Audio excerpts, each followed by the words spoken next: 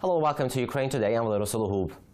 Join me now to discuss his term in office is the outgoing head of the EU delegation to Ukraine, Mr. Tombinski. Mr. Tombinski, welcome to Ukraine Today. Welcome. Mr. Tombinski, you have been the head of the EU delegation to Ukraine for almost 4 years, and you have been here in Ukraine during one of the most interesting times in Ukraine's modern history. How challenging was this position for you personally? The position has been, it's always not only a privilege, but it is a huge duty to be a part in historical processes. Comparing with what I remember from my first weeks, months in Ukraine in 2012 and 2013, comparing with what I see now, I have a sense that the paradigm of how Ukraine operates changed. That people first started to behave as citizens, not only as voters or object of different political manipulations. That people do consider Ukraine as own country. They started trusting the country, and that they are now believing that the country has a future. Several issues still have to be completed. Ukraine is a country that has been protected by the citizens. In 2013-14, citizens, not state structures, protected the country. Volunteers, all people on the streets, they were protecting their own country.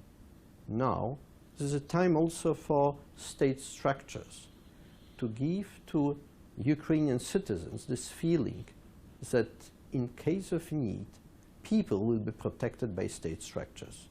So, to invest in this state building process, in statehood of Ukraine, not only in this emotional experience and acceptance of being part of Ukrainian ethnos, but now to invest in creating the well and prosperly functioning country. What will be the main messages or the key messages which you'll be passing on to your successor here in Ukraine? To stay committed first, because Ukraine is in a very fragile situation still. Russian aggression, the departure of part of territory of Ukraine because of this illegal annexation of Crimea and the aggression in the east, the destabilization of state structures. This requires from our side also a lot of work and commitment to Ukraine. And we should stay committed to Ukraine not only because of this emotional link and emotional attitude created by a revolution of dignity. This is a commitment because of principles. We are staying by a sovereign country within its recognized borders, within its recognized sovereignty of territorium. And this is a principle that the European Union stands for, because the European Union and all the system in Europe is based on the observance of international law. So this is my main message to my successor. We stay by Ukraine also because of principles of the European Union.